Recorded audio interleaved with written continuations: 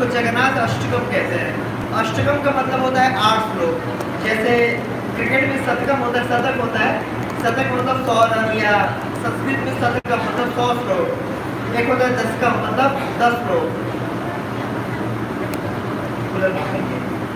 तो वैसे ही अष्टकम है, 8 श्लोकों का एक ग्रुप जो भगवान की स्तुति में गाई गई, उसको अष्टकम कहते हैं।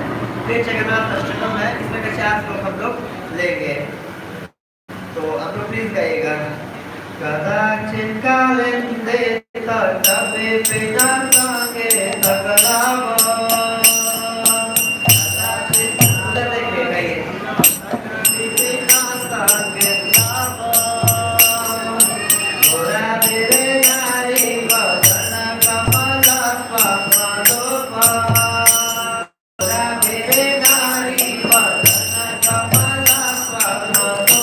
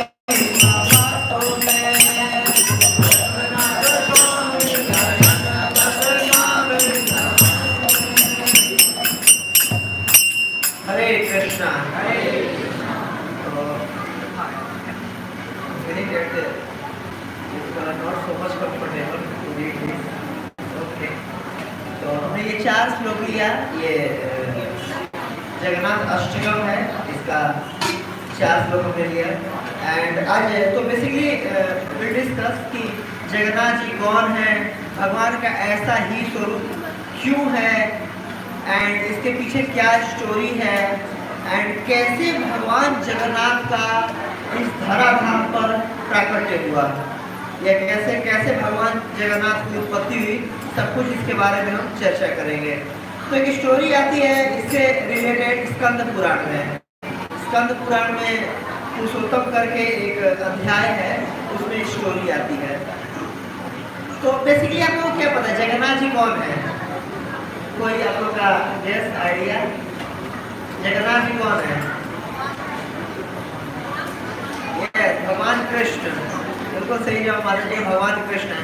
तो भगवान कृष्ण है तो भगवान हाथ में त्रिभंग ललितम मुरली लिए रहते हैं, बगल में राधा रानी रहती है, बट यहाँ तो न मुरली है न राधा रानी है, दो हाथ है, ऐसे लग रहा है वो भी आधे कटे हुए हैं। तो ऐसे क्यों, पैर भी नहीं है, गोल सा अजीब सा मुंह है जगन्नाथ जी का, ऐसा क्यों है?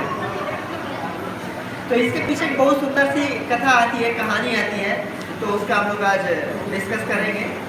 कि एक बार की बात है जब भगवान नॉर्मली वृंदावन में अलग अलग लीलाएं किए थे। वृंदावन में भगवान का बाल लीला हुआ था।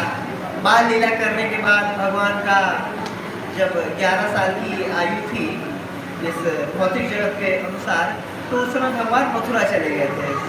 मथुरा के बाद फिर भगवान द्वारका चले गए, और द्वारका में फिर भगवान ने कितने विवाह किए थे? 16,108 विवाह। बताइए, हमसे एक दो नहीं समझती है, और भगवान 16,108 विवाह की समान रहे थे।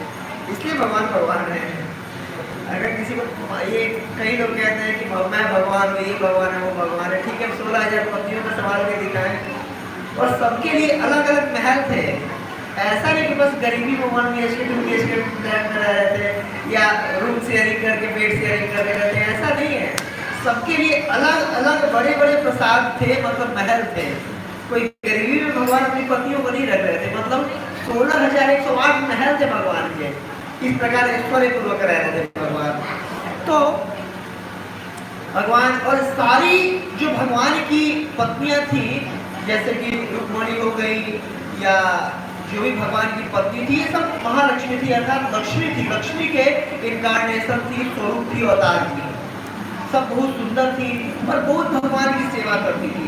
इतनी ज्यादा भगवान से प्रेम करती थी भगवान की पत्नियां कि दास दासियों को सेवा नहीं करने देती थी भगवान का, अपने हाथों से सेवा करती थी। भगवान के चरण दबाना, भगवान के लिए प्रसाद बनाना, भगवान के लिए चामर करना, भगवान के लिए पूर्वक करना, भगवान का चरण धोना, नहलाना, कपड़े धोना, इतने सारे दास दासी थे। सब लोग शांति बना के रहने की कृपा करें प्लीज, थैंक यू। तो लेकिन भगवान की पत्नी इतनी प्रेम करती थी, सारी की सारी पत्नियां। और भगवान की पत्नियों में क्या खास बात था? खास बात ये था कि जो भगवान की पुत्र हो चुके थे, जैसे कि मान लीजिए रुक्मणी देवी है, रुक्मणी देवी के पुत्र हैं प्रद्युम्न, प्रद्युम्न के पुत्र हैं अनिरुद्ध। जब भगवान की उम्र 100 साल हो चुका था लगभग, तो भगवान की पत्नियों का भी उम्र लगभग 100 साल हो चुका होगा, या मान लीजिए थोड़ी छोटी होगी, 95, 96, 99, 98 हो गया चुका होगा। लेकिन ये खास बात है कि भगवान के संसर्ग में रहने के कारण जो भगवान की अर्धांगिनी थी, जो भगवान की पत्नियां थी, वो बूढ़ी नहीं हुई थी। वे जो उनके बच्चे थे, जो उनके बच्चों की पत्नियां थी, वो उस उम्र के साथ बूढ़ी हो गई थी। लेकिन भगवान पे काल का प्रभाव नहीं पड़ता है, और भगवान की पत्नियों में भी काल का प्रभाव नहीं पड़ता था। तो मतलब रुक्मणी देवी भी अभी वैसे ही जवान थी, उनके बच्चे बूढ़े हो गए थे, उनकी बहुएं बूढ़ी हो गई थी, लेकिन न कृष्ण बूढ़े हुए थे ना रुक्मणी देवी, और जो उनकी पत्नियां हैं क्योंकि भगवान के संसर्ग में रहती थी। तो ये था। तो सब सुंदर भी थे और अच्छे से सेवा भी करते थे, सब बिल्कुल मन लगा के चरण दबाते थे, और मतलब इतनी सब मतलब भगवान के प्रति शरणागत थी कि आज के समय में तो जैसे होता है पति पत्नी में एक्स्ट्रा मैरिटल अफेयर जो है इसको बोलते हैं, बट उस समय ऐसा कुछ भी नहीं था। लेकिन फिर भी जब जैसे भगवान की पत्नी लोग जब चरण दबा रही होती थी, और रात में जब कृष्ण सो रहे होते थे, तो सोते समय क्या बोलते थे?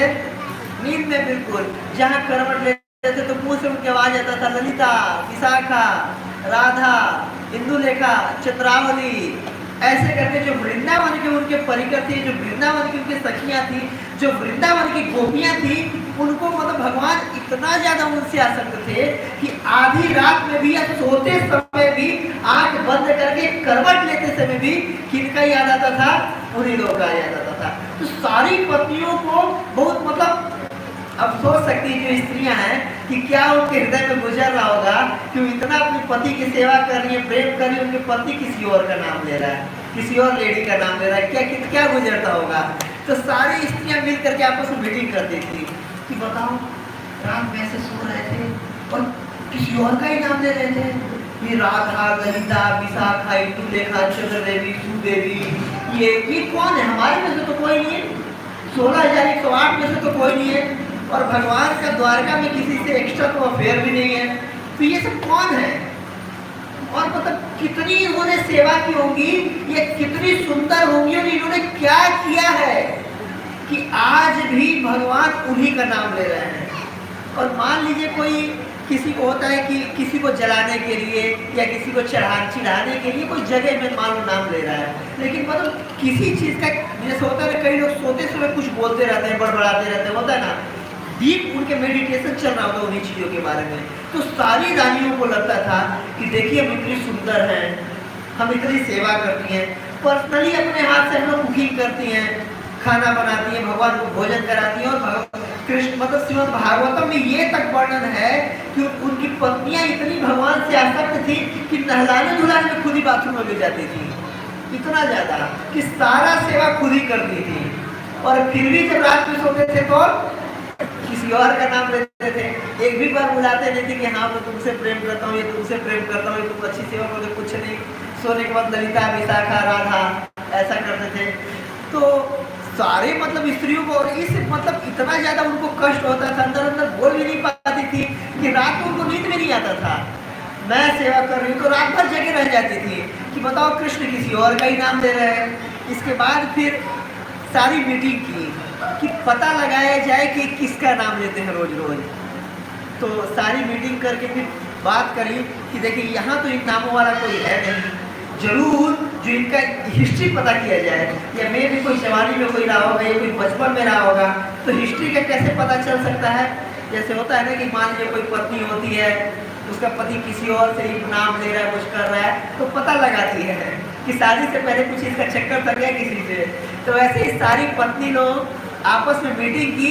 मीटिंग का क्या प्रयोजन था कि पता लगाया जाए कि ये सारी लड़कियां कौन है जिनका ये नाम लेते हैं। तो उसमें ये डिसाइड हुआ कि जब भगवान वृंदावन में थे तो पूरी द्वारका में एक ही व्यक्ति थी जो कि द्वारका में भी साथ थी, मथुरा में भी साथ थी और वृंदावन में भी वो साथ थी कृष्ण के। वो कौन थी? बलराम जी की जो माता है रोहिणी देवी। तो रोहिणी देवी ऐसी थी जो कि तीनों जगह पर भगवान के साथ थी। तो इस प्रकार अब रोहिणी देवी के पास वो लोग गए और सारी की सारी पत्नियां उनसे पूछी कि देखिए एक रिक्वेस्ट, अब सब सास रखती हैं, अब सास को डायरेक्ट ऑर्डर भी नहीं दे सकती, सारी तो बहुएं है ना, तो बिल्कुल उनके पहले चरणों में दवाई पैर और अच्छे से दबा रही थी, उनकी सेवा कर रही थी। तो जब एक्स्ट्रा सेवा करने आ गई तो सास है वो भी भाई सास समझ गई कि बोली क्या है आज तुम लोग इतनी सेवा कर रही हो, रोज तो इतनी करती नहीं हो, क्या चाहिए तुम लोगों को। तो उनको भी लगा नहीं कुछ चाहिए नहीं, बस पैसा ऐसी आपकी सेवा करने गई छौरी, नहीं बताओ क्या चाहिए क्या चाहिए। तो फिर सारी अपनी टेंशन बताएगी। किसी भी चीज की हमें टेंशन नहीं है, कृष्ण के रहते हुए हमारे क्या टेंशन हो सकता है। लेकिन एक चीज है जीवन में जो बिल्कुल खाया जा रहा है, जिसके चलते हम रात को सो भी नहीं पाती और दिन में भी हमें चैन नहीं आता है, तो वो क्या है। तो फिर सबने मिल करके बताया कि जब भी कृष्ण है रात में हमारे साथ रहते हैं तो रात में अलग अलग लड़कियों का नाम लेते हैं। तो फिर ये कौन है कि कृपया करके आप बताइए कि इनके वृंदावन में ये कौन थी और कृष्ण क्यों इनका नाम लेते हैं। इसके बाद फिर जब रोहिणी देवी ये सुनी कि अच्छा वृंदावन में आज भी उनका नाम लेते हैं, तो फिर बोली देखो अगर वृंदावन की बात अगर मैं बताऊंगा और कृष्ण अगर सुन लेंगे उस बात को, वो वृंदावन की लीलाओं को, तो एटलीस्ट अभी तो आपके साथ रह रहे हैं, एक बार वृंदावन की लीलाएं अगर उनके कान में चली गई तो वो यहाँ पर रहेंगे भी नहीं, जो भी आपके साथ रह रहे हैं बिल्कुल छोड़ करके आप लोगों को चले जाएंगे। इतनी सेवा करने के बाद इनाम तो दूसरे का ले रहे हैं, तो अगर सुन लेंगे दोबारा से याद हो जाएगा तो फिर यहाँ पर वो रहेंगे नहीं। अब देखिए यहाँ पर वो लिखा हुआ है इसमें कि वृंदावन करके एक आ रहा है कि ये हमेशा भगवान वृंदावन की ही लीलाओं का वो करते हैं। किस लाइन में है? सदा श्रीमद वृंदावन वसति लीला परिचय, कि सदा श्रीमद वृंदावन वसति लीला परिचय, जो जगन्नाथ है जगन्नाथ जी जगन्नाथपुरी में रहते हुए भी सदा ही हमेशा 24 घंटे वृंदावन में जो लीलाएं हुए थे उनके बारे में चिंतन करते रहते हैं। और 7वां श्लोक में आता है, क्या आता है कि राधा वपुरा लिंगन सुखो, कि सरस श्रीमद राधा वपुरा लिंगन सुखो, जगन्नाथ जी श्रीमद राधा रानी के साथ वपु मतलब होता है शरीर का आलिंगन करके सुख प्रदान करते रहते हैं। तो कई लोग कहते हैं भगवान जो जगन्नाथ जी चतुर्भुज में, जैसे जो शंख चक्र गदा पद्म ऐसे करके आता है चतुर्भुज रूप में, लेकिन जगन्नाथ जी चतुर्भुज नहीं, द्विभुज क्या है, साक्षात कृष्ण है। और पूरा जगन्नाथ अष्टकम में देखेंगे कि वृंदावन की लीला का चर्चा करते हैं, वृंदावन का ख्याल करते हैं, राधा रानी के बारे में सोचते हैं, पूरा का पूरा मेडिटेशन चलते रहता है वृंदावन के बारे में। तो साक्षात ये श्री कृष्ण है। और कौन है इसके बारे में आगे हम बताएंगे। तो अब सारी जो बहुएं थी मिल करके सेट कर ली सासू माता को कि ठीक है रोहिणी देवी बताएंगी। तो भाई 16,108 पत्नियां थी, एक तो थोड़ी न थी, गृहस्थी भी तो भगवान की बड़ी थी। और ये भागवतम में वर्णन है कि जब भगवान धराधाम पे रहते थे तो भगवान के पूरे परिवार की वंशावली में 1 अरब लोग थे। बाप रे बाप, देखिए। तो ये सच बात है, भागवतम पढ़ने आप पढ़ सकते हैं। तो अब पूरे सभा बुलाया गया और सभा बुला करके सारी की सारी पत्नियां वहां पर बैठी और वृंदावन की लीला बताने शुरू करी। कौन? माता जी, जो रोहिणी देवी शुरू करी। और एक काम किया गया, सब जब सारी भगवान की पत्नियां थी सब एक 2 साड़ी कुछ गहने ऐसे करके गूंज दी। किनको? सुभद्रा देवी को। क्यों? क्योंकि कृष्ण आ करके इन लीलाओं को ना सुन ले। क्यों? अगर कृष्ण सुन लेंगे तो यहाँ पर रहेंगे नहीं, टिकेंगे नहीं, हमें छोड़ करके दोबारा वृंदावन चले जाएंगे। और क्यों सुभद्रा महाराज जी को चूज किया गया? क्योंकि देखिए कृष्ण मतलब वहाँ के राजा हैं और राजा को रोकने के लिए अगर किसी भी दास को, नौकर को, अगर सेवक को खड़ा कर दिए जाएंगे तो कोई सेवा तो भाई सैलरी पी लो राजा से, राजा को थोड़ी ना रोक सकता है। तो इसलिए कोई सेवक को नहीं खड़ा किया गया, सुभद्रा महारानी को खड़ा किया। सुभद्रा महारानी बहन है और कृष्ण को बहुत प्रिय है और कृष्ण को डांट सकती है, जब यहाँ से भागो, क्यों आ रहे हो यहाँ पे, सारी देखो मतलब स्त्री यहाँ पर बैठी हुई है, लेडीज की मीटिंग चल रही है, क्यों यहाँ पर आगे सुनने के लिए जाओ भागो। लेकिन कोई और नहीं बोल सकता था और सुन लेते तो भी गड़बड़ हो जाती।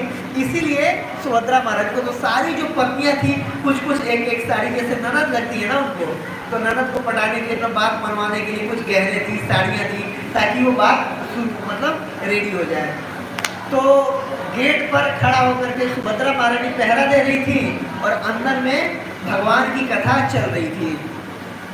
तो अब माता रोहिणी बताने शुरू की जाए, जगन्नाथ बलदेव सुभद्रा महारानी की और भगवान लक्ष्मी नरसिंह भगवान की, जगत गुरु श्री प्रहलाद की। हरे कृष्ण। तो हाँ, कथा कहाँ चल रहा था, माता अंदर वर्णन कर थी कि इस तरीके से कृष्ण जब बच्चे थे इतना सुंदर बांसुरी बजाते थे। जब पंचम स्वर में बांसुरी बजाते थे तो कोई भी अपने को कंट्रोल नहीं कर पाता। तो सारे के सारे मतलब मनुष्यों की क्या बात किया जाए, बड़े बड़े देवी देवता भी प्रभावित हो जाते थे। वर्णन आता है भागवतम में कि जो ऊपर के सारे देवी देवता तक आके विमान से हम जाकर के कृष्ण को देखते थे। और मनुष्यों की क्या बात किया जाए, यमुना देवी भी चलना मतलब बहना बंद कर देती थी।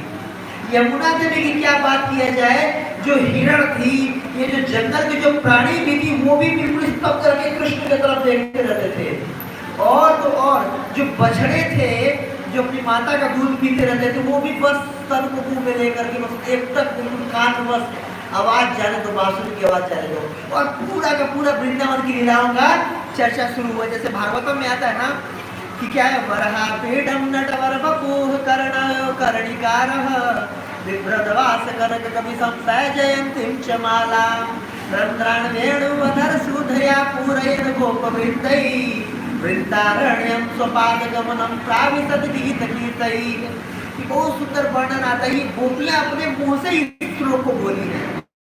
वृंदावन में जब भगवान का गोचारण लीला को बताने के लिए साक्षात सारी गोपी लोग मीटिंग करती थी जब भगवान चले जाते थे तो, और इतने सुंदर थे भगवान कि कोई ना कोई उपाय लेकर के सारी गोपियां अपने दरवाजे पे आके खड़ी हो जाती थी कि डायरेक्ट मतलब कोई झाड़ू लगाने के लिए, कोई गाय का गोबर उठाने के लिए, अब डायरेक्ट कोई आके खड़ी हो जाए तो भाई सास है, मम्मी है, अगर घर में है तो बड़े भाई है, पिताजी कहेंगे तुम क्या कर रही हो गेट पे है, उस लड़के को देख रही हो। अब लाज शर्म भी था तो कोई ना कोई बहाना लेके आ जाती थी। क्यों? कृष्ण जा रहे गली में अपने गायों को लेके और कृष्ण बांसुरी बजाते हुए जाते थे। बांसुरी बजाते थे तो कृष्ण की बांसुरी प्रत्येक इंडिविजुअल भक्त को, प्रत्येक गोपी को, प्रत्येक गोप को, प्रत्येक गाय को इंडिविजुअली कान में आवाज जाती थी और कृष्ण पर्सनली बुलाते थे। जैसे कि मान लीजिए ललिता सभी को बोलते थे कहाँ हो ललिते, आओ मैं जा रहा हूँ, ये कहाँ हो विशाखा, एक देखा चंपक लता। ये गायों का नाम था सुरभि, काली और यमुना, ऐसे करके प्रत्येक। और भगवान का ऐसे बांसुरी थी, मतलब भागवतम में तो ये वर्णन हुआ है कि नीचे के लोगों से और ब्रह्म लोक तक प्रत्येक जीव को ये आवाज जाता था। ये भगवान की बांसुरी थी। तो इस तरीके से वृंदावन की जब लीलाओं का वर्णन अंदर चल रहा है और सारी की सारी भगवान की पत्नियां सुनी, अच्छा ये हुआ था, अच्छा ऐसा हुआ था, ऐसे लीला करते थे, बांसुरी बजाते थे और तो और नंगे पांव जाते थे। कई बार यशोदा माता जैसे कहती थी कि बेटा जा रहे हो कम से जूते चप्पल तो पहन लो, जंगल में जा रहे हो, पैर को वो चुभेंगे। तो भगवान कहते थे देखिए हम क्या हैं, गोपाल या गो को पार करते हैं, पालन करते हैं। अब देखिए गाय हमारी मालकिन, हम उनके नौकर। गाय जब पैदल जा रही है, नंगे पैर जा रही है, तो हम कैसे चप्पल जूता पहन सकते हैं? अगर मुझे देना है भैया तो पहले गायों को दो। और कितनी गाय थी? 9 लाख गाय। कितने पैर? 36 लाख पैर। तो 36 लाख पहले उनके लिए चप्पल बनाओ, फिर मैं कुछ पहनूंगा। और कभी मम्मी बोलती थी, मैया यशोदा बोलती थी कि अच्छा तुम छतरी तो ले लो। तो कृष्ण को कोई झंझट नहीं लेना चाहते थे। अब कृष्ण बोलते थे वो गाय है, वो हमारी मालकिन है, उनको धूप लगेगा, मैं छांव में रहूंगा, तो पहले सबके लिए पहले छाता चाहिए। तो 9 लाख छाता, उसके लिए 9 लाख सेवक आए। गाय तो हाथ तो है नहीं कि खुद से पकड़ ले। तो इस तरीके से भगवान कहते थे क्योंकि वृंदारण्यम स्वपाद गमनम प्राविशद कीर्तई स्वपाद रमणम, अपने नंगे पैर भगवान जाते थे वृंदावन के जंगलों में। और पृथ्वी देवी जो भगवान के चरण कमल थे बिल्कुल आभूषण के थे जैसे पृथ्वी देवी, क्योंकि भूमि देवी भगवान की पत्नी है। तो भगवान के चरण का स्पर्श पाती थी तो भूमि देवी बहुत प्रसन्न होती थी। और जो भगवान का चरण छीने थी उनको मिटने नहीं देती थी, मिटने नहीं देती थी। कोई भी जो गाय थी भगवान का चरण छाप जहाँ पड़ जाता था वहाँ पर पैर नहीं रखती थी। कोई गोप बार भी उसका इतना ध्यान रखते नहीं रखते थे। और पृथ्वी देवी जैसे कोई भी स्त्री का श्रृंगार होता है, सिंदूर लगा के रखती है, वैसे भगवान के चरण कमल के छाप को मिटने देती थी, श्रृंगार के रूप में रखती थी। तो ये जब सारी लीलाएं वहाँ पर चल रहा था तो अचानक से वहाँ पर कृष्ण आ गए। जब कृष्ण आ गए तो देखे कि भाई सुभद्रा है, और जो सुभद्रा है अब सोची कि अंदर क्या चल रहा है। और स्त्रियों के अंदर स्वाभाविक एक होती है कि मतलब दूसरे के जीवन में इंटरफेयर करने का, क्या है, क्या चल रहा है, वो क्या है, ऐसे करके 2-4 स्त्री को अगर बैठा दे साथ में ना, कहीं ट्रेन में अगर आप लोग जाते हैं, एक्सपीरियंस है, तो कुछ ना गुपचुप करती रहती है। मतलब 10 घंटे का सफर पहले तो कोई ना कोई संबंध बना लेगी आपस में। अच्छा तुम वहाँ की हो, मैं भी वहाँ की हूँ, या मेरी बुआ जी वहाँ की है, मेरी सासू वहाँ की है, कोई संबंध निकाल करके आपस में बात करना शुरू हो जाएगी। तो एक इंटरेस्ट भगवान ने बनाया ही ऐसा है। तो वैसे सुभद्रा महारानी को लगा कि भाई अंदर में क्या बात चल रहा है, सारी भाभीलों के बीच और मम्मी के बीच, तो मैं भी कान लगा के सुनूं। तो अपनी कान लगा करके ऐसे सुनने लगी। जो सुनने लगी वृंदावन की लीला है तो उनका अजीब सा मतलब वो सुन करके वृंदावन की लीलाओं को अजीब सा उनका स्वरूप हो गया बिल्कुल। और जब कृष्ण आ करके देखे कि क्या चल रहा है, भाई सुभद्रा यहाँ क्यों खड़ी है। अब देखिए पहले जमाने में ऐसा होता था ना कि कोई भी स्त्री लड़की होती थी, कन्या होती थी, विवाह के पहले मतलब जो राजाओं के घरों में मतलब एक अंतःपुर होता था, वहाँ पर रखी जाती थी। आज के समय में जैसे ऐसे पब्लिक में स्त्रियाँ घूमती वैसे नहीं होता था। उसका पति उसको देख सकता था विवाह से पहले, या फिर जो उनके माता पिता थे कोई और नहीं है ऐसे देखता था। तो बोले यहाँ पर मतलब गेट पे खड़े होकर कि वो करिए, गाड़ी करिए, क्या करिए सुभद्रा। तो सुभद्रा बोली चुप, दिख नहीं सुन रही कुछ। अब बिल्कुल इतना भाव विभोर हो गई थी, उनको पता ही नहीं था कि किस लिए खड़ी थी, कृष्ण को रोकने के लिए खड़ी थी। और कृष्ण आके पूछ रहे क्या करें, तो चुप, बार बार चुप करा दी। कृष्ण को लगा भाई वो क्या रही है, बार बार डांट दे रही है, तो कृष्ण को लगा अच्छा मैं भी सुनता हूँ। कृष्ण भी कान लगा के ऐसे सुनने लगे, थोड़ा सा छेद होगा पर वो दिवाली होता है, तो कान लगा के सुनने लगे कृष्ण, ओहो वृंदावन की लीलाएं। अब कृष्ण भी बिल्कुल सुनते सुनते सुनते सुनते बिल्कुल भाव विभोर हो गए, अपनी बाहरी स्थिति को छोड़ दिए, वही वही वही वही लीला चलने लगे। देखिए जो रात में सोते समय जिसको याद आ रहा हो, अब दिन में जिसको अगर सुनाई देते तो क्या उसकी स्थिति होगी। अब कृष्ण भी वैसे बिल्कुल अपनी बाहरी चेतना खो दिए। इसके बाद फिर बलराम जी आए वहां पे। बलराम जी बोले कि अरे कृष्ण क्या हो रहा है यहाँ पे, यहाँ तो खड़े हो, और सुभद्रा तुम यहाँ पर क्यों खड़ी हो, तुम बाहर यहाँ पर पब्लिक में ऐसे खड़ी, जाओ अंदर जाओ, अंतःपुर में जाओ। तो देखिए कोई सुन ही नहीं रहा है। सुभद्रा बोली चुप, दिख नहीं रहा मैं क्या कर रही हूँ। कृष्ण को बोल रहे हैं कृष्ण तुम यहाँ पर क्या कर रहे हो, बताओ सुभद्रा यहाँ पर खड़ी, उसको डांट क्यों नहीं रहे हो। कृष्ण बोले चुप। अब बताइए, अब बलदेव जी को लगा कि भाई क्या हो रहा है, ऐसे ध्यान से मुझे चुप करा रहे हैं, मैं भी जरा सुनूं क्या, ऐसे कान लगा के रखे हैं। अब बलराम जी भी ऐसे कान करके सुनने लगे।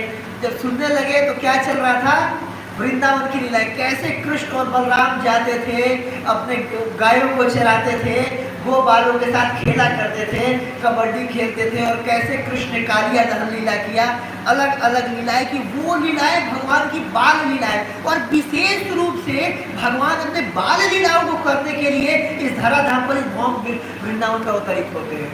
क्यों? क्योंकि आध्यात्मिक जगत में जो भगवान की नित्य, जैसे कहते हैं नित्य यौवनम च, कि जो भगवान की आयु है हमेशा 16 साल की अवस्था में रहती है, 15 साल 8 महीने 13 दिन, उससे न कम होते हैं न बढ़ते हैं।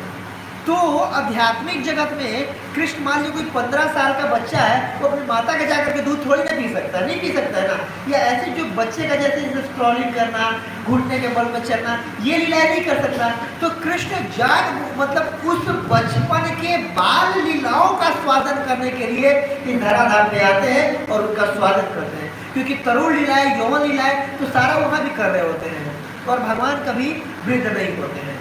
भगवान बाल लीलाएं करते हैं, पौगल लीलाएं करते हैं, तरुण लीलाएं करते हैं। भगवान वयस्क और वृद्ध नहीं होते हैं कभी। तो इस प्रकार तीनों लोग बिल्कुल अपने बाह्य चेतना को खो चुके हैं, और वृंदावन की लीलाएं बिल्कुल जैसे भागवतम में लिखा है ना, पीवत भागवतम रसमालय मुहु रहो रसिका भूई भावुका। कानों से बिल्कुल जैसे कहते हैं ना कि नेत्रा ही पीवन तो नैना भी रामम, इतने जैसे कितने सुंदर भगवान लग रहे थे, पूरा वर्णन कर रही है, और कानों से बिल्कुल सुंदर उसको पी रहे हैं, और पूरा का पूरा बाह्य चेतना ही चली गई, और बाह्य चेतना चली गई, और भगवान का स्वरूप बिल्कुल जैसे हाथ पूरा अंदर घुस गया, पैर बिल्कुल अंदर चले गए, उधर बड़ा हो गया, मुख बिल्कुल ऐसे चौड़ा चौड़ा हो गया, खुला खुला हो गया। कैसे हो गए? देखिए जगन्नाथ जी देखेंगे तो ब्लैक कलर के, काले कलर के। कृष्ण कैसे थे? काले थे। कृष्ण काले थे, जगन्नाथ जी भी काले हैं, और आंखें बड़ी बड़ी बिल्कुल अचंभित, ओ ये वृंदावन की लीला है, इतनी ऐसे ऐसे हम करते थे, ऐसे ऐसे लोग हम ऐसे अट्रैक्ट होते थे। वो सुन करके जगन्नाथ कृष्ण का ऐसा स्वरूप हो गया था जैसे जगन्नाथ जी का स्वरूप है। बलराम जी कैसे थे? गोरे थे, तो इसलिए जो बलराम जी हैं व्हाइट कलर के, और सुभद्रा महारानी वो क्या थी? गोरी थी, लेकिन जो स्त्रियाँ होती नॉर्मली अच्छे से पेंट वेंट लगा के रखती थी, क्रीम पाउडर लगा के रखती है, सुंदरता वो करके, मेकअप वेकअप करके, तो इसलिए सुभद्रा महारानी कैसी है? येलो कलर की है, पीले कलर की है, वो गोल्डन की कलर थी सुभद्रा महारानी का। तो वही जगन्नाथ जी, बलदेव जी और सुभद्रा महारानी वही यहाँ पर जो हमें दर्शन देते हैं, सेम वो कृष्ण का वो रूप जो वृंदावन की लीलाओं को सुन करके, वृंदावन के लीलाओं का स्वागत करने के लिए जो लड़ाई करते हैं, जो राधा रानी को सोच करके जो भगवान का स्वरूप हो जाता है, वो है भगवान का जगन्नाथ जी का स्वरूप। या फिर जो श्रीमती राधा रानी से मिलने के लिए जो व्याकुल होते हैं, बिल्कुल विरह में होते हैं, वृंदावन की लीलाओं का विरह में होते हैं, कृष्ण का वो स्वरूप जो है वो जगन्नाथ जी का स्वरूप है, जगन्नाथ भगवान का स्वरूप है। तो विशेष रूप से देखिए भगवान जो तीनों, जैसे जो दर्द में होता है, दुख में होता है, वो दूसरों की दुख को समझ सकता है। जैसे नारद मुनि ने नल कुंवर और मणिग्र को श्राप दे दिया था कि देखो ये भी देव शरीर में, इनको पता नहीं चल रहा है कि दूसरों का दुख क्यों होता है। जब पेड़ की योनि में जाएंगे तो समझ जाएंगे, एक दुखी व्यक्ति दूसरे की दुख को समझ सकता है। तो जगन्नाथ जी है वो राधा रानी से मिलने के लिए व्याकुल है, बिल्कुल आतुर है, और उनको अब बिल्कुल दुखी है मुझसे मिलने के लिए, वृंदावन जाने के लिए, वो लीला करने के लिए। और कृष्ण का वो स्वरूप जो बिल्कुल दुखी है, मतलब ललायित है, बिल्कुल व्यग्र है वृंदावन के लीलाओं को देखने के लिए, सुनने के लिए, करने के लिए, राधा रानी से मिलने के लिए, ललिता विशाखा आदि सखियों से मिलने के लिए। और जगन्नाथ जी कृष्ण का वो स्वरूप है, इसीलिए जगन्नाथ जी विशेष रूप से महामदन न्याय है और कृपा करने के लिए बिल्कुल तुरंत तत्पर रहते हैं। और सबसे बड़ी बात, भगवान बिल्कुल इतने औदार्य हैं जगन्नाथ जी कि भगवान के जगन्नाथ स्वरूप का बोलकर पूजा पाठ करने का बहुत ज्यादा नियम नहीं होता है। कोई अपना पूजा में कोई सेवा अपराधी नहीं लेते हैं कि ठीक है ऐसा कर दो, बिल्कुल कृपा करने के लिए ललायित हूँ, मैं तैयार हूँ, बिल्कुल कैसा भी। और बड़ी बड़ी आंखों से देखते हैं, जैसे आप सब लोग आए हैं, जगन्नाथ जी आप सबको देखे होगा, अटेंडेंस आपके लगा लिए होंगे कि हाँ ये देखिए, हम छोटे छोटे हमारे जैसे बटर जैसे आंखें छोटे छोटे कितना देखेंगे, लेकिन जगन्नाथ जी की बड़ी बड़ी आंखें, बिल्कुल आँख खुला रहता है, पलक भी नहीं झपकाते, देखते रहते हैं सबको। और भगवान का दृष्टि को वरद दृष्टि कहते हैं, भगवान की दृष्टि ही वरदान वाली दृष्टि होती है। कुछ भी अगर भगवान के सामने खड़े होने मात्र से ना हमारे सभी अशुभ जीवन के दूर हो जाते हैं, वरद दृष्टि कहते हैं। 3-4 जगह इसका भागवतों में वर्णन आया, जैसे कि जब कालिया दह में सारे सब लोग मृत्यु हो चुका था, सारे गोपाल का, सारे गायों का दृष्टिपात करके भगवान ने सबको जीवित कर दिया था। तो भगवान की दृष्टि में इतनी शक्ति होती है कि सारी हमारे क्लेश को मिटा दे। तो इस तरीके से अब जब भगवान का ऐसा स्वरूप था कृष्ण का, वहीं पर अचानक से प्रकट हो गए नारद मुनि। अब नारद मुनि भगवान की लीलाओं में ट्विस्ट लाते हैं, होता है ना, उसका काम करते हैं। तो अचानक से आकर के बोले नारायण नारायण, तो भगवान तुरंत जब नारायण नारायण की बात सुने तो बाह्य चेतना में आए, तो बोले ओहो ये तो नारद मुनि आ गए और इन्होंने ऐसा देख लिया। तो नारद मुनि बोले भगवान देख लिया, आपका ही रूप देख लिया। भगवान बोले किसी को मत बताना, किसी को मत बताना। तो बोले एक शब्द में किसी को नहीं बताऊंगा। तो भगवान बोले ठीक है बताओ क्या, सारा शब्द मानने को बोले, किसी को बताना बस, किसी को दिखाना बस। बोले ठीक है, एक मेरा शर्त है, क्या? उन्होंने ये शर्त माना कि मैं ये चाहता हूँ कि आप आने वाले कलयुग के भी लोगों को इसी स्वरूप में दर्शन दीजिए। हरि बोल। तो अभी नारद मुनि ने भगवान से ये वरदान मांग लिया था, तब जाके भगवान उसको छुपाना चाहते थे, लेकिन भगवान ने वचन दे रखा था कि मैं आपकी बात मानूंगा। तो भगवान को प्रकट होना पड़ा इस रूप में, इस तरीके से भगवान। तो विशेष रूप से जगन्नाथ जी कलयुग के भगवान हैं, कलयुग में हमारे जैसे लोगों, पतित लोगों का उद्धार करने के लिए। और जगन्नाथ जी के कैसे कृपा करते हैं, मान लीजिए कि कोई सतयुग में तप करना पड़ता था उतना ज़्यादा, और त्रेता में यज्ञ करना पड़ता था, लेकिन ये जो कलयुग मतलब ये है, जगन्नाथ जी क्या करते हैं कि आप बस आइए, मेरा प्रसाद पाइए, शुद्ध हो जाइए, भगवत धाम चले जाइए। सबसे इजी प्रोसेस। प्रसाद तो सबको चाहिए, खाना तो मतलब पापी पेट का सवाल, सबको चाहिए। क्या करना है, आना है, जगन्नाथ जी को भोग लगा के पाना है, बस आप शुद्ध हो जाएंगे, भगवत धाम प्राप्त हो जाएगी, कृष्ण प्रेम प्राप्त हो जाएगा। इजीएस्ट प्रोसेस, प्रसाद पाइए, भगवत धाम जाइए, इजीएस्ट प्रोसेस जगन्नाथ जी का ये। तो अब जगन्नाथ जी का ऐसा स्वरूप कैसे उत्पन्न हुआ, उसकी एक बहुत बड़ी कथा है, बहुत बड़ा वो है, और इसका वर्णन आता है स्कंद पुराण में और पद्म पुराण में, 2 जगह आता है। पुरुषोत्तम खंड में इसका वर्णन आता है। आप लोग सुनना चाहेंगे? बहुत इंटरेस्टिंग ये लीला है कि भगवान का ऐसा स्वरूप कैसे प्रकट हुआ। तो देखिए, जैसे अभी जो चल रहा है, ब्रह्मा जी का द्वितीय प्रारब्ध चल रहा है। ब्रह्मा जी की जो आयु होती है 100 वर्ष की होती है। कितनी? 100 वर्ष की होती है। प्रत्येक जीव की आयु 100 वर्ष होती है, एक चींटी की भी, एक मच्छर की भी, सबकी आयु 100 वर्ष होती है। पर काल की गणनाएं प्रत्येक जीव के लिए अलग अलग होती है, और वो किस आधार पर होती है, प्रत्येक लोक के काल की गणनाएं अलग अलग होती है जीव के लिए। जैसे जो सूर्य लोक में जो भगवान का रथ है, उसकी जो एक्सिस है, उसके चाल के अनुसार अलग अलग उसकी गणनाएं होती है, काल चक्र उसको बोलते हैं। ठीक है, तो ये अलग टॉपिक है। तो क्या है, क्या ब्रह्मा जी का जो पहले प्रारंभ में जो भगवान होते हैं, वो नील माधव के रूप में रहते हैं। किस रूप में? नील माधव के रूप में। जय जगन्नाथ बलदेव सुभद्रा महारानी की जय, गौतम भगवान लक्ष्मी नरसिंह भगवान की जगत प्रसिद्ध गोपाल की जय। हरे कृष्ण। तो और द्वितीय द्वितीय प्रांत में मतलब ब्रह्मा जी के पहले 50 साल तक जो जगन्नाथ जी रहते हैं कैसे नील माधव के रूप में, और जो ब्रह्मा जी के दूसरे 50 साल तक इस फॉर्म में होते हैं, जैसे फॉर्म में हमें दर्शन दे रहे हैं। तो एक समय की बात है, अवंतीपुर में इंद्रदुम्न करके बहुत बड़े एक राजा थे। ये ब्रह्मा जी के पीढ़ी में 25वीं पीढ़ी में आते थे इंद्रदुम्न। क्या नाम था? यस, आप लोग बोलते रहिए ताकि टेस्ट करना चाहिए हुए सब लोग, किसी को नहीं कहा जाए। ये तो होता है ना, जैसे कि गांव में या फिर यहाँ पर भी सत्यनारायण भगवान का कथा होता रहता है, माताएं जैसे हमारे उधर तो होता है, जैसे काशी क्षेत्र में कि घूंघट ऐसे कर लेती हैं, पंडित जी संस्कृत में कथा कर रहे होते हैं, माता लीलावती कन्या कलावती इस तरीके से करने पश्चिमोदय समाप्त हो, और स्त्रियां ऐसे करके घूंघट करके आराम से उसी में सो रही होती है ऐसे करके।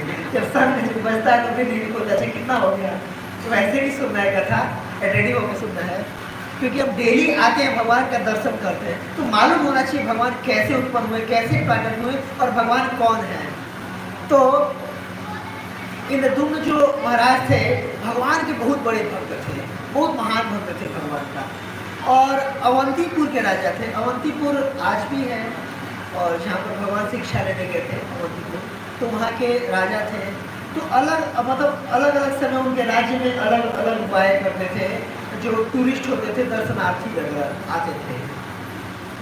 अवंतीपुर भी सप्तपुरी में से एक होगा, तो वहाँ पर भी लोग दर्शनार्थी आया करते थे। तो एक बार की बात है, कुछ दर्शनार्थी आए और बोले कि वो आपस में बात कर रहे थे कि भगवान का एक इतना सुंदर स्वरूप है, इतना सुंदर स्वरूप है कि नील मणि का बना हुआ स्वरूप है, और इतना सुंदर भगवान के विग्रह तो धराधाम पे है ही नहीं।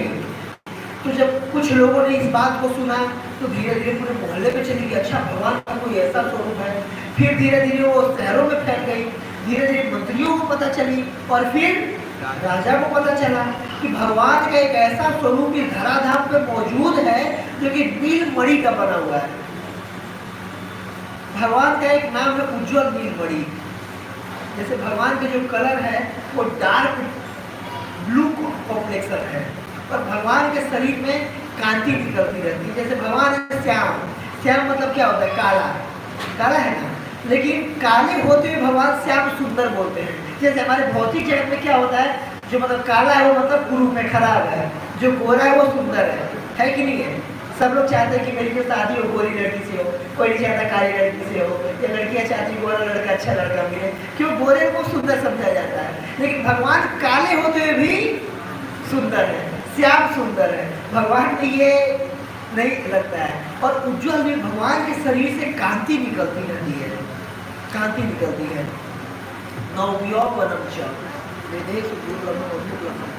तो इस तरीके से भगवान कोटि से कम, जैसे करोड़ों करोड़ों कामदेवों के भी मन को खींचते। भगवान को मदन मोहन बोलते हैं। मदन मतलब कामदेव, मोहन मतलब जो मदन के भी मन को मोह ले, उसको मदन मोहन बोलते हैं। भगवान इतने सुंदर हैं। तो जब राजा ने ये बात सुना तो राजा भगवान के बहुत बड़े भक्त थे। अब उनके मन में भी आने लगा कि बताओ, मनुष्य का शरीर मिला, अगर मतलब ऐसे भगवान का दर्शन नहीं हुआ तो जीवन का क्या लाभ? पहले देखिए राजा भी राज ऋषि होते थे, उनके जीवन का लक्ष्य होता था भगवत धाम जाना। ऐसा नहीं होता था आज जैसे लोग का जीवन का लक्ष्य अमेरिका जाना, यूएस जाना और यूएस जाना, तमाम चीजें, ये सब जो लक्ष्य है, या बड़ी कंपनी में एमएनसी वगैरह में जॉब करना, ये लक्ष्य नहीं होता था। जो मनुष्य जीवन का जो लक्ष्य बताया गया है श्रीमद् भागवत में कि नरे न करे स आत्महा निर्देह माध्यम सुलभम सुदुर्लभम पल्लवम सुकल्पम गुरुकर्णधारम मयानुकूलेन नभस्त्वरेतिकम कुमार भवाब्धि न करे स आत्मा। देखिए मनुष्य का जीवन है ना बहुत कीमती है, बहुत कीमती है, और 84 लाख योनि के बाद भ्रमण करने के लिए हुआ है। तो एकमात्र जो लक्ष्य होना चाहिए क्या? भगवत धाम जाना। भगवत धाम, भगवान के धाम, इस जन्म मृत्यु के चक्र को छोड़ मतलब से छूटना एकमात्र लक्ष्य होना चाहिए। नहीं तो नॉर्मली जिसके चक्कर में फंसे रहते हैं, अच्छा खाना मिल जाए, अच्छा सोना मिल जाए, अच्छे से हम डिफेंड कर दें, अच्छे से मतलब मिसाइल बनाते हैं, AK-47 बनाते हैं, एटम बम बनाते हैं, क्या है ये? पशु लोग यही करते हैं, हाथ इतना भाई बैठो ना, समाज में तो पशु भी न रहना हो। धर्मो के साथ को विशेषो धर्मे नहीं ना पशु भी समान। तो धर्म का आचरण करने के लिए मनुष्य का का जीवन, देखिए पशु धर्म का आचरण नहीं कर सकते, लेकिन हम मनुष्य होकर कर सकते हैं। अगर ना करें तो हमें भी क्या कहा जाएगा? पशु कहा जाएगा। ये we are 2 legs sophisticated animal. भाई 2 BHK में रहे, 4 BHK में कार में चल रहे, यही तो अंतर हो गया ना। बाकी करना क्या है? आप भी मैं तो इससे ऊपर मनुष्य का जीवन बहुत कीमती है, अर्थतम होना चाहिए। कहते हैं दुर्लभम मानुष होते हो देही नाम क्षण भंगुर, और पता नहीं कब खत्म हो जाए। जैसे पिछली बार कोरोना हुआ था, कोई किसी का भी नंबर लग जाता था, है कि नहीं? तो इसलिए बहुत दुर्लभ है, बहुत प्रीशियस है, बहुत रेयर है, बहुत कीमत से मिला हुआ। जैसे कीमती वस्तु को बहुत हम छुपा के रखते हैं, बहुत उसको सजा करके रखते हैं, ऐसे मनुष्य के जीवन को मतलब बहुत कीमती है। इसका एक मात्र लक्ष्य होना चाहिए, क्या?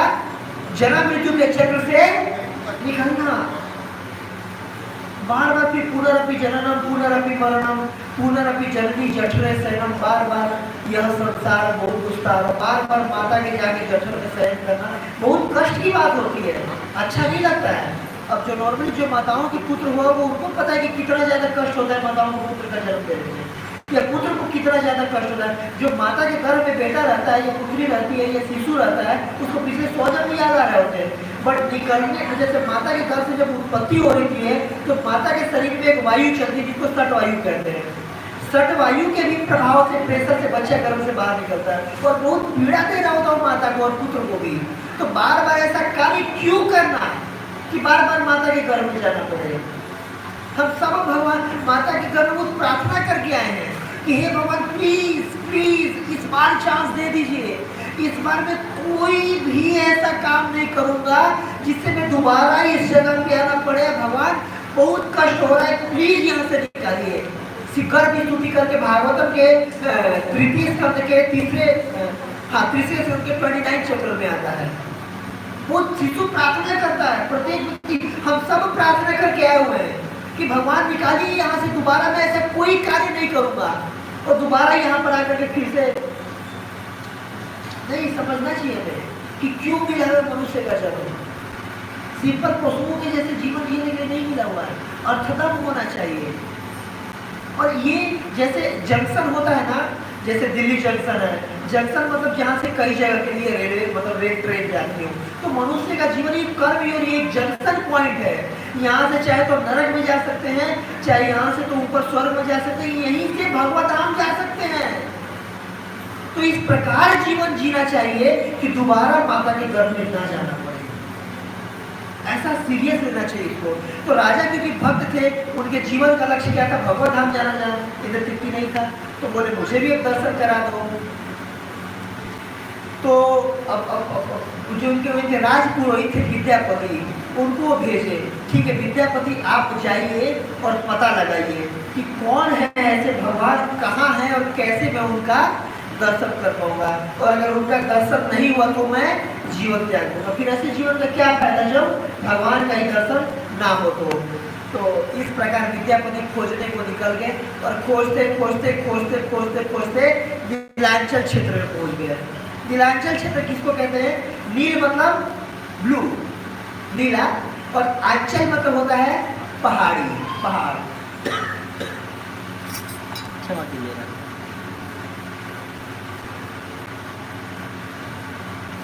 यस, नीलांचल या नीलाद्री बोलते हैं। आद्री में भी होता है पहाड़, पहाड़ के शिखर और नीले कलर की। तो नीले कलर की वहां पर पहाड़ था, मतलब नीले कलर की चोटी थी।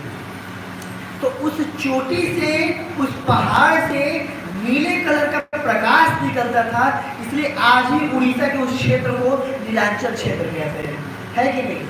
तो अब सबको पता चला कि अच्छा इतने पहाड़ की चोटी से प्रकाश निकलता है, जरूर कुछ न कुछ वहाँ पर होगा। और वो प्रकाश कैसे निकलता था, कहाँ से? जो वहाँ पर जो विग्रह थे नील माधव के, उस नील माधव के विग्रह से वो प्रकाश निकलता था, और जो पूरा पहाड़ी पूरा क्षेत्र ही नीला कलर का हो जाता था। तो खोजते खोजते वहाँ पर पहुँच गए जो विद्यापति थे, और वहाँ जाकर के फिर उनको खोजना था। तो पता चला कि वहाँ पर जो जंगल में गए, तो वहाँ पर जैसे जंगली लोग होते हैं, सबर जाति होते हैं, जैसे कि अलग अलग कास्ट जाति होते हैं ना, तो एक सबर प्रजाति के लोग होते हैं, जंगली लोग होते हैं जो जंगल में पहाड़ों में रहते हैं। तो वहां पर उन सारे जंगलियों के जो सरदार जी थे उनका नाम था विश्वावसु, जो मुखिया थे।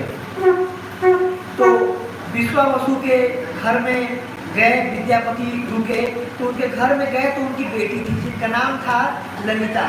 तो ललिता जब भोजन उनको दिया तो इतना टेस्टी भोजन था वो कि उसी से उनको शंका हो गया कि पहाड़ी आदमी, जंगली आदमी, इसके घर में मतलब इतना टेस्टी चावल कहाँ से होता होगा, कोई गाय भैंस दिख रही है ना, खीर इतना सुंदर बना रखा है, और इतना ये 56 तरह का व्यंजन कहाँ से लाता होगा।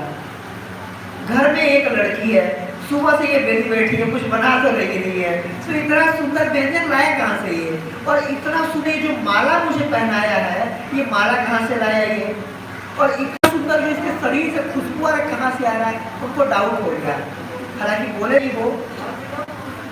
इसके बाद फिर कुछ दिन तक अब गेस्ट के रूप में वहीं पर रहते रहे, और ब्राह्मण थे, नॉर्मली ब्राह्मण को सब लोग को गेस्ट के रूप में रखना स्वीकार कर ही लेते हैं। तो कुछ दिनों बाद फिर अभी, और ललिता भी मान रही कि ठीक है, तो अपने पिताजी विश्वावसु से बोली, तो विश्वावसु भी तैयार हो गए, ठीक है अब ऐसे भी कौन जाए लड़का खोजने, झंझट का काम है, और लड़का खुद ही से घूम फूकेगा, और अच्छा खासा ब्राह्मण है, पढ़ा लिखा है, राजा का मंत्री, चलो विवाह कर देते हैं।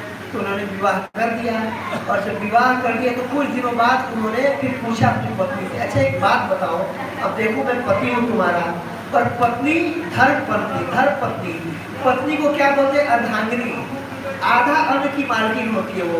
तो देखो पत्नी को कुछ भी छुपाना नहीं चाहिए पत्नी से, तो एक बात मत बताओ।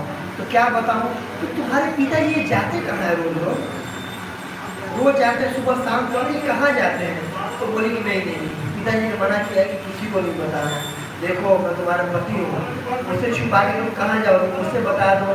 तो इस प्रकार जीत करने लगे। तो बोली नहीं, पिताजी ने मना किया नहीं बताना है, कुछ भी होगा। तो बोले जब तुम नहीं बताओगे तो मैं खाना नहीं खाऊंगा। और ये कॉमन डायलॉग है हर पति पत्नी के जीवन में, कुछ भी बात मनमाना हो या कुछ करवाना, मैं खाना नहीं खाऊंगा, जब इतने टाइम भूखा रहूंगा। और ये कई पत्नी नाराज, कई पति मारे, कॉमन है, उस समय भी हुआ होता होगा। तो इस प्रकार मैं खाना नहीं खाऊंगा। तो एक दिन अब खाना नहीं खाए पति जी, तो पत्नी वही क्या करे हो, और तो मान गई कि ठीक है पर बता देता हूँ, लेकिन ये मत बताइएगा पिताजी को कि मैंने बताया आपको। ठीक है, बता दी कि वहाँ पर नीलांचल पर्वत है, वहाँ पर एक नील माधव का विग्रह है, वहाँ पर भगवान मेरे पिताजी जाते हैं, रोज पूजा करके आते हैं, और उन्हीं का प्रसाद आपको खिलाए थे, उन्हीं का माला आपको दिए थे। तो बोले ये तो मुझे पहले दिन से ही शंका हो रहा था, कुछ ना कुछ ये कहीं और से लाते हैं, इनका जुगाड़ कहीं और है। तो इस प्रकार अब बोले ठीक है, थैंक यू।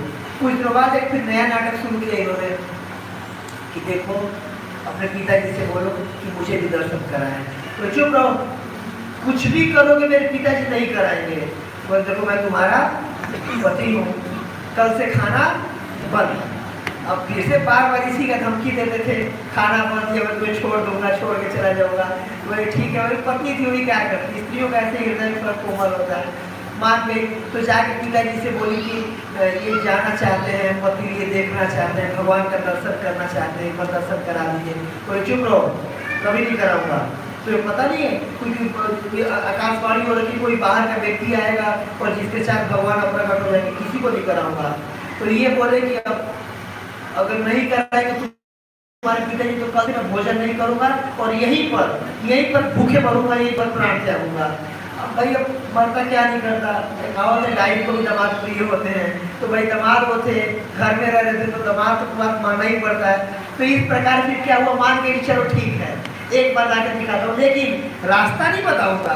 तो क्या किए, काला पट्टी बांध करके आंखों पर और ले गए, और ले जाकर के उनको नीलांचल क्षेत्र में ले गए, नीलगिरी के ऊपर ले गए, और फिर एक गुफा थी नीलकंदरा, उस गुफा के अंदर ले जाकर के जब उस पार गए, बहुत सुंदर, एक बिल्कुल अलग ही, बिल्कुल विश्व था, अलग ही जैसे जगह था। बहुत सुंदर नीले कलर की कांति निकल रही थी। वहाँ पर एक बहुत बड़ा सरोवर था, तालाब था, उसको क्या बोलते हैं, रोहिणी कुंड। यस, रोहिणी कुंड था।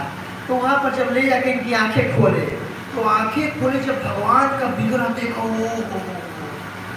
सर्वांग सुंदर, जिस अंग पर जैसे कि भगवान जब धराधाम पे थे कृष्ण, तो इतने सुंदर दिखते थे कि एक बार मतलब एक सखी राधा रानी से बोली कि देखो राधा, देखो सखी, कृष्ण कितने सुंदर देखते हैं ना, मैं उनके जीभ मतलब नख से लेकर के और सीख तक इतने सुंदर है कि मेरा नजर ही नहीं हटता है। तो राधा रानी बोली कि देखो सखी, तुम बहुत भाग्यशाली हो, कम से कम तुम पूरे कृष्ण को, पूरे शरीर को तुम देख पा रही हो। मैं तो भगवान के या कृष्ण के जिस एक अंग पर मेरा नजर जाता है वहीं से मेरा नजर हटता, दूसरा अंग तो मैं देख ही नहीं पाती हूँ। भगवान इतने सुंदर थे, सर्वांग सुंदर, प्रत्येक अंग सुंदर था। जैसे जब गोप बाल जाते थे जंगल में तो कोई आईना तो लेके नहीं जाते थे, श्रृंगार करना होता था, कैसे करते थे, भगवान के कोई हाथ में, कोई भगवान के पीठ में, कोई भगवान के गालों में, मतलब देखने पर अपनी परछाई अपनी अद्वितीय, जैसे आईना में हम देखते तो हम दिखते हैं ना, भगवान का इतना सुंदर शरीर था, उनके शरीर में देख के अपना श्रृंगार कर लेते थे, इतना सुंदर भगवान थे। तो इस प्रकार वैसे जो नीलमल हो इतने सुंदर जब दिखे तो देखते बिल्कुल फ्लैट लगा कि इतना सुंदर तो आज तक मैं बिगड़ा ही नहीं देखा हूँ। और राजा को बताऊंगा तो राजा कितने खुश होंगे। और तब तक क्या देखे कि उस जो रोहिणी कुंड था उसके तट पर एक आम का पेड़ था, उसमें एक कौवा बैठा हुआ था।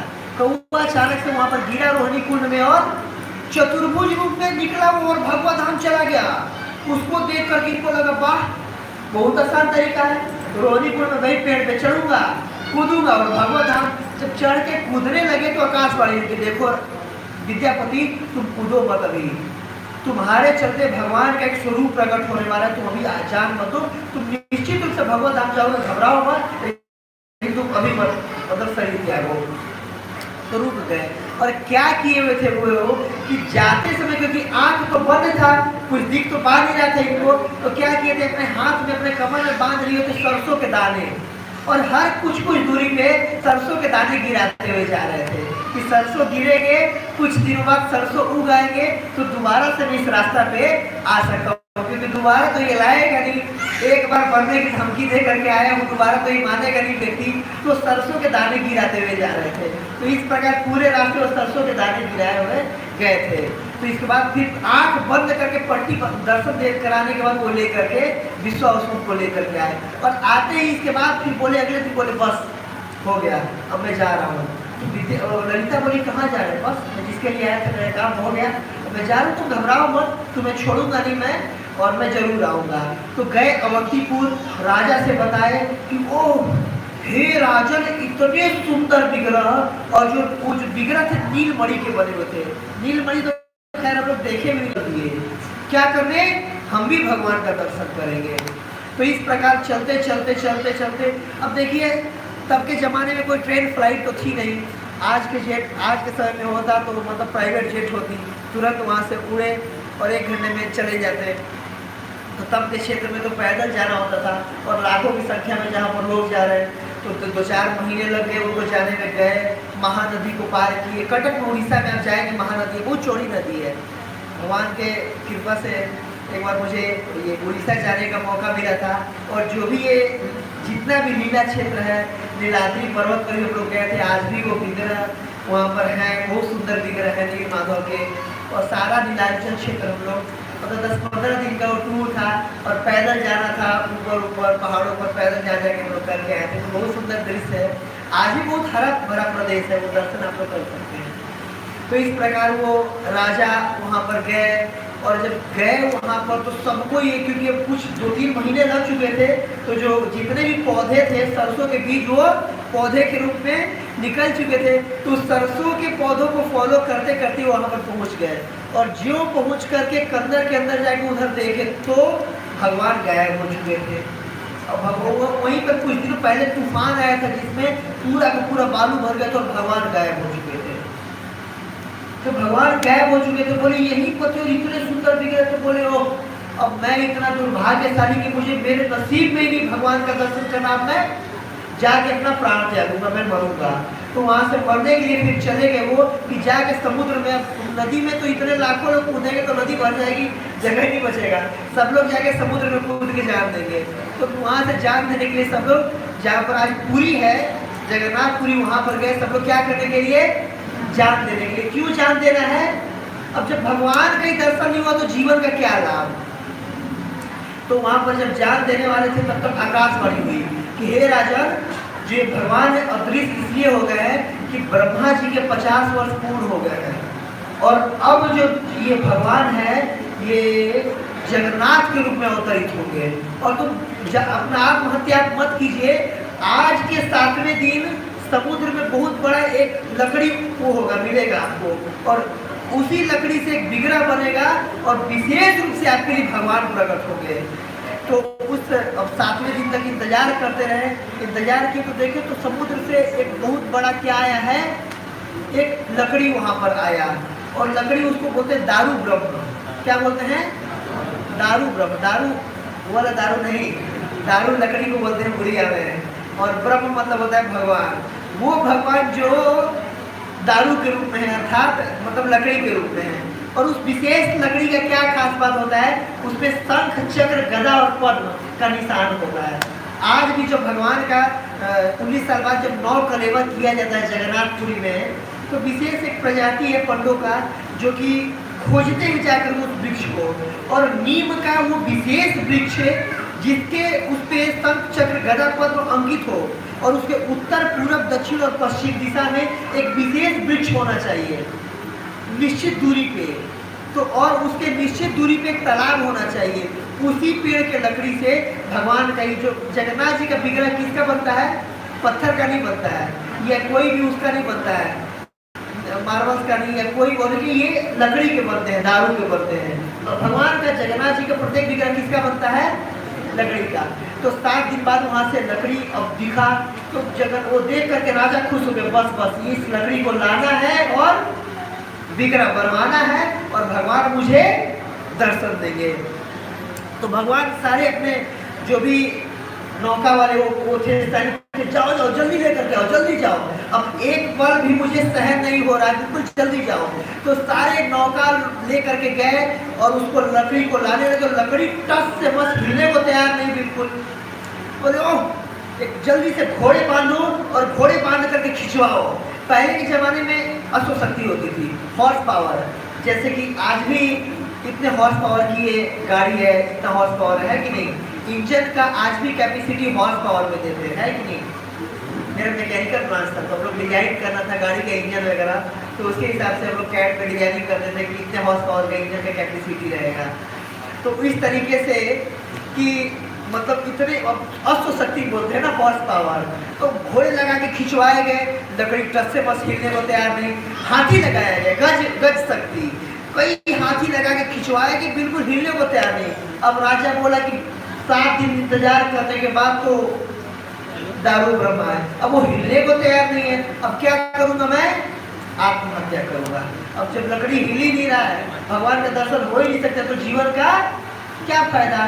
तो आत्महत्या करने लगे। तो आकाशवाणी हुई कि हे राजन, जो इनका जो सेवक थे विश्वाबाहु, उन्हीं के लाने से लाएंगे, क्योंकि वही इनके भक्त थे, आपसे या किसी और से नहीं आएगा। तो भाई बुलाए जाए विश्वाबाहु को। तो गए सब लोग, दोबारा से विश्वाबाहु और ललिता को खोज के लाए गए। और जब से भगवान अप्रकट हुए थे, अब भाई उनकी रोजी रोटी उन्हीं से मिलती थी। प्रसाद जो भगवान को जो देवता लोग आते थे, नील माधव का सेवा करने रात्रि में देवता लोग आते थे, और देवता वो जो सारे जो सुगंध था वो देवलोक के पुष्प थे।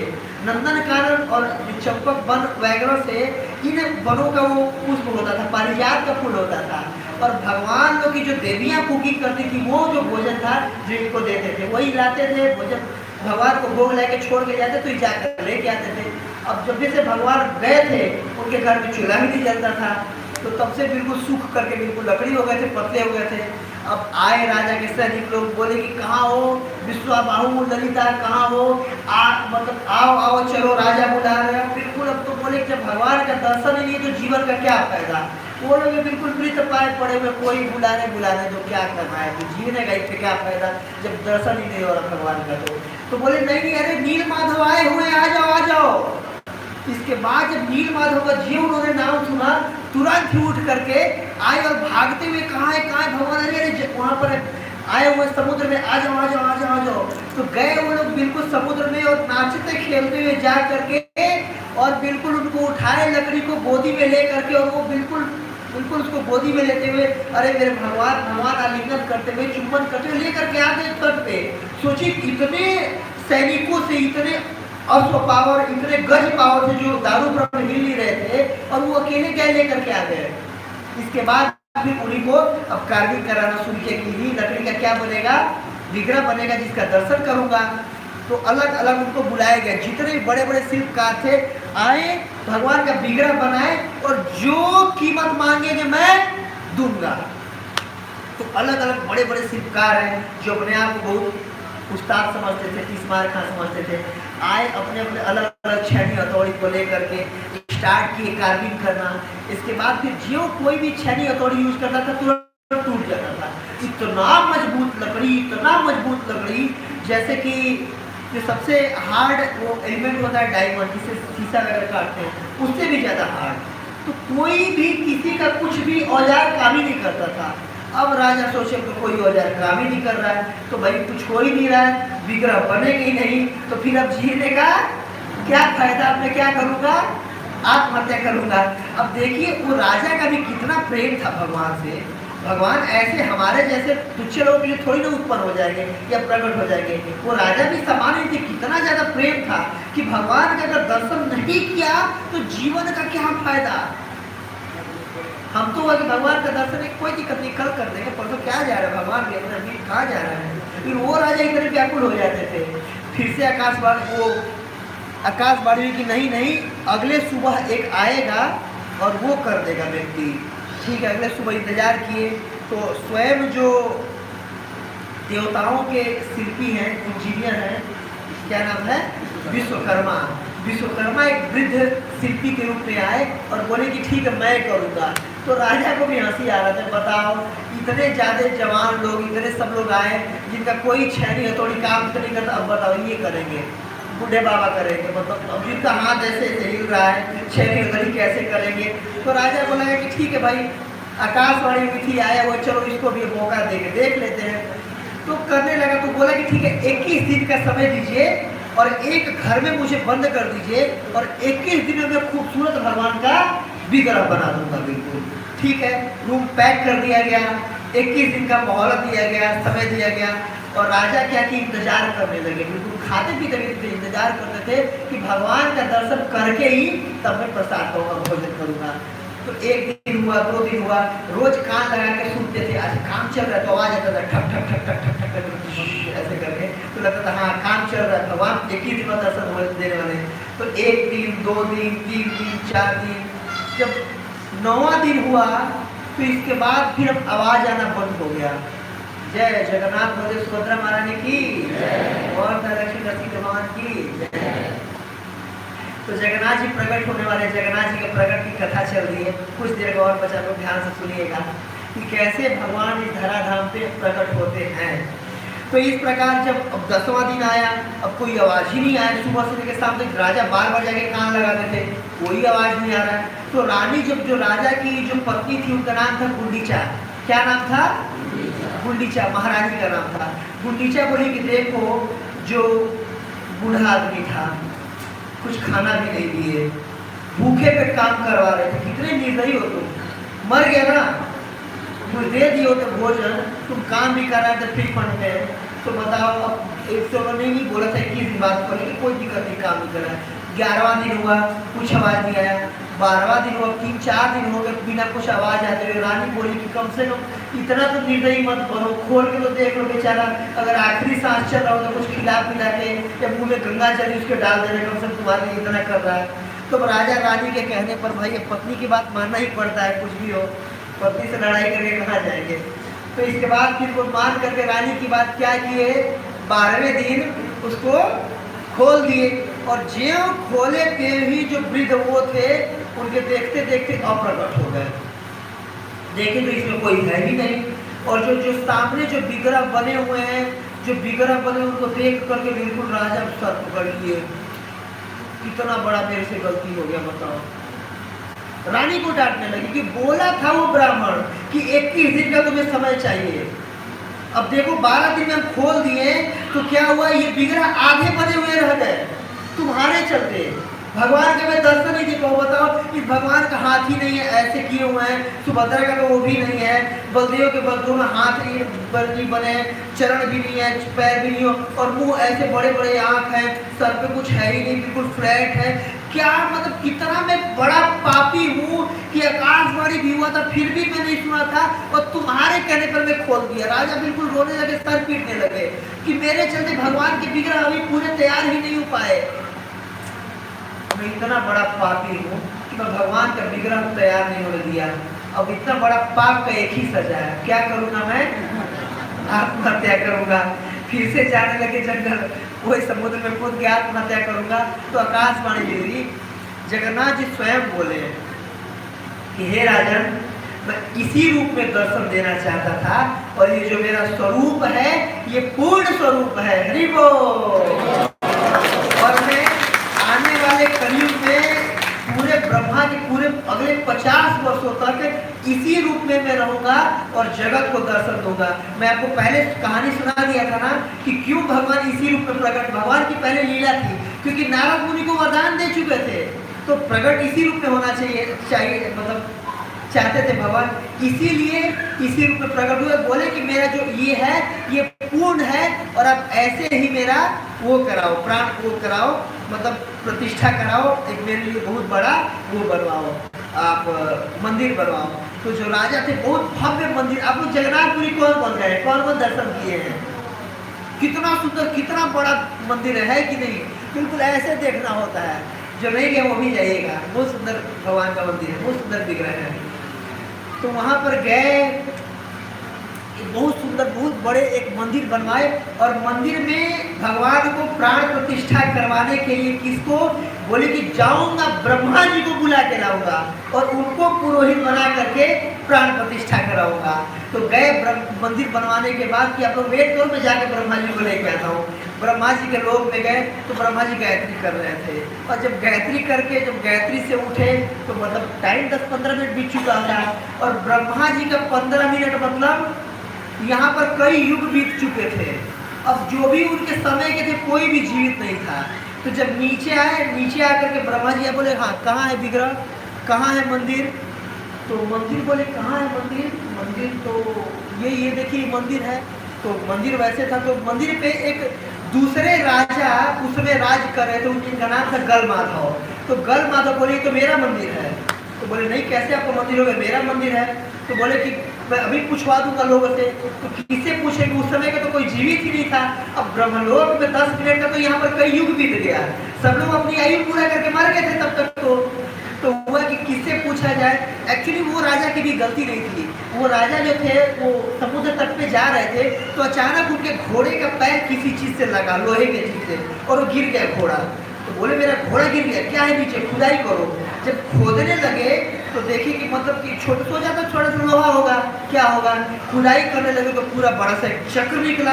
तो आश्चर्य हो कि कैसा चक्र है, और खुदाई करो, और खुदाई की तो धीरे धीरे धीरे धीरे पूरा मतलब 20 मंजिल का पूरा एक बड़ा सा वो निकला, मंदिर निकला। बोला वो इतने सुंदर मंदिर, अंदर जाके देखो क्या है। तो अंदर में पूरे वो विग्रह निकले, कई युग बीत चुके थे, कई बार आंधी तूफान आया था, भगवान पूरे दब चुके थे। तो फिर अब वो राजा खुदाई करवाया तो उसने अपना मान लिया था। तो बोला नहीं नहीं, मैं इसको जमीन से निकालूं, कैसे आपका हो सकता है? तो कौन गवाही देगा? तो वहां पर एक कौआ थे, कौआ मतलब ये काग बुसुंडी, एक कौआ है, बहुत बड़े विद्वान वो हैं, कोई ऋषि थे, उनको श्राप मिला था। तो उन्होंने फिर गवाही दी कि नहीं, जो राजा इंद्रदुम्न थे इन्होंने इस मंदिर की वो कराया था, निर्माण कराया था। और फिर इसके बाद फिर उसे फाइनल हुआ, तो वो भी ईमानदार राजा थे, दे दिए कि ठीक है आप इस पर वो लीजिए। और फिर ब्रह्मा जी ने जो भगवान के विग्रह है प्राण प्रतिष्ठापन किया था। हरि बोल। तो और प्राण प्रतिष्ठापन में जगन्नाथ जी का कैसे करते हैं, मैं बस बहुत थोड़ा सा मैं लूँगा, मैं बता देता हूँ। जगन्नाथ जी के नाभि में कुछ तुलसी के वो रखे जाते हैं, हरी तुलसी। और जब 9 कलेवर होता है 19 साल बाद, जब दोबारा से नाभि में से वो कस्तूरी के साथ नाभि में तुलसी रखी जाती है, तो 19 साल बाद वो जो तुलसी रहता है हरा का हरा रहता है। तो ये उसी से फिर दूसरे विग्रह में परिवर्तन किया जाता है। तो इस प्रकार जगन्नाथ जी का मंदिर स्थापित हुआ। और जो राजा ने फिर 3 वरदान। तो जगन्नाथ जी बोले कि मैं आपसे बहुत प्रसन्न हूँ, आप मुझसे कोई वरदान मांग सकते हो। तो राजा 3 वरदान मांगे थे। कितने मांगे थे?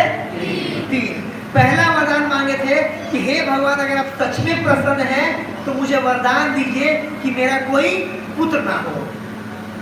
तो बोले भगवान तथास्तु। और ये सुनते ही बिल्कुल अब रानी गुंडीचा सर पकड़ ली कि तो ऐसे संतान नहीं है। और देखिए हर स्त्री को चाहिए होता है कोई संतान हो, है कि नहीं?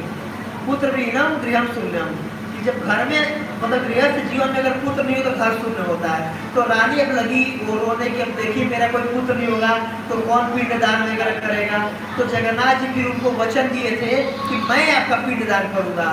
तो जो 9 दिन तक वो पहले खोल दिए थे, तो आज भी भगवान को वो रथ में बैठा करके 9 दिन के लिए जाते हैं, गुंडीचा मंदिर में रहते हैं। वहाँ पर गुंडीचा मंदिर है जगन्नाथपुरी में, 9 दिन और अपने माता पिता को पिंडदान करते हैं।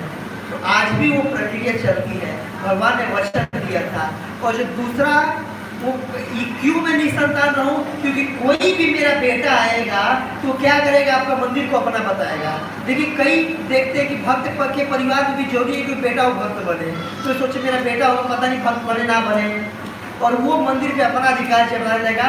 तो हे भगवान, मैं चाहता हूँ कि अब जगत के नाथ रहो, हमेशा क्या रहो, जगत के नाथ रहो, आप मेरे वंश के या मेरे घर के नाथ मत रहो, इसलिए मेरा कोई बेटा ही ना हो।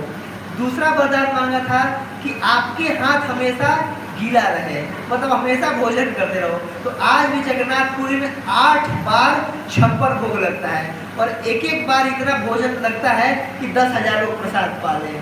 सोचिए, तो भगवान का हाथ हमेशा गीला ही रहता है, प्रसाद ही पाते रहते हैं। और तीसरा वरदान मांगा था कि हे भगवान, आपका मंदिर कभी हमेशा खुला ही रहे, बंद ना रहे। तो आज भी जगन्नाथ जी में देखिएगा भगवान का मंदिर कभी 12 बजे, कभी 1 बजे ऐसे बंद होता है, 2 बजे कभी बंद होता है, और फिर से 5 बजे खुल जाता है। मैं दर्शन किया हूँ एक बार, 12-1 बजे तक हम लोग रुके हुए थे।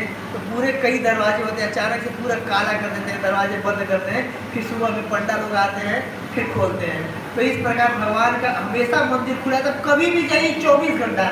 नॉर्मली जो विष्णु के विग्रह होते हैं 12 से 4 दिन में बंद होते हैं, इस्कॉन का मंदिर भी बंद होता है कि नहीं? लेकिन जगन्नाथ जी का मंदिर बंद नहीं होता है, एक बार खुल गया तो हमें खुला रहता है पूरा। 1-8 घंटा के लिए बंद होता है, रात में श्रृंगार करके, ताकि रात में देवता लोग आकर के वर्शिप करते हैं। दिन भर हमारे जैसे लोग जाते हैं, आपके जैसे लोग आते हैं, दर्शन करते हैं। तो ये 3 वरदान मांगे थे। तो इस प्रकार जगन्नाथ जी प्रकट हुए हैं, बिल्कुल पतित पावन है, बिल्कुल भगवान का वो स्वरूप जो मैं बताया, जो बिल्कुल वृंदावन की लीलाओं का स्वागत करने के लिए बिल्कुल ललायित है। और जो खुद दर्द में हो तो दूसरों का कष्ट दर्द समझ सकता है, इसलिए जगन्नाथ जी को आना चाहिए, प्रणाम करना चाहिए।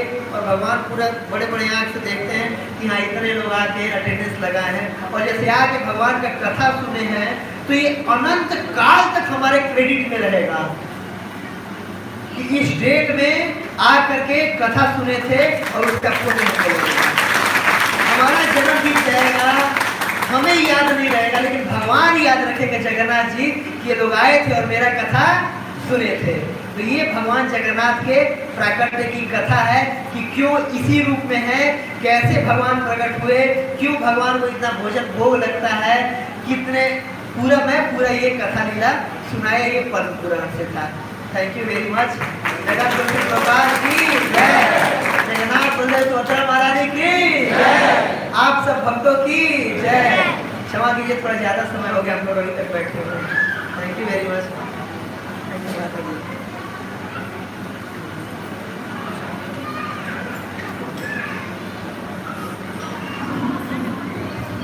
हरे कृष्णा, आपसे विनती है अभी आप लोग बैठे रहे। आज एक बच्चे का जो है कल नामकरण किया गया है नंदगांव में, और उनका जो नाम भी रखा गया है बच्चे का, वो रखा गया है नंद नंदन दास। तो आज अभी उनके लिए केक कटिंग होती है, तो आप प्लीज अभी बैठे, काफी देर से बच्चा भी वेट करता है।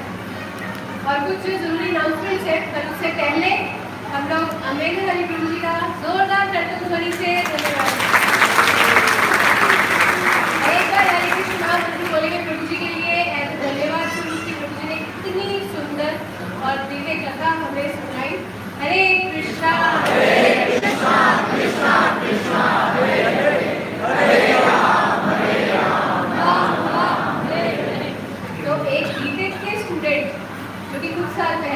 हे प्रभु जी। अब आप समझ सकते हैं कि प्रभु जी में प्रभुपाद के चरण में आने के बाद से कितना परिवर्तन है। मतलब भगवान के दिव्य स्वरूप कैसे एकदम वृतांत से कथा रूप में वो सुनाते चले जा रहे हैं और हम लोग कितना आनंद ले रहे हैं। तो यही भगवान की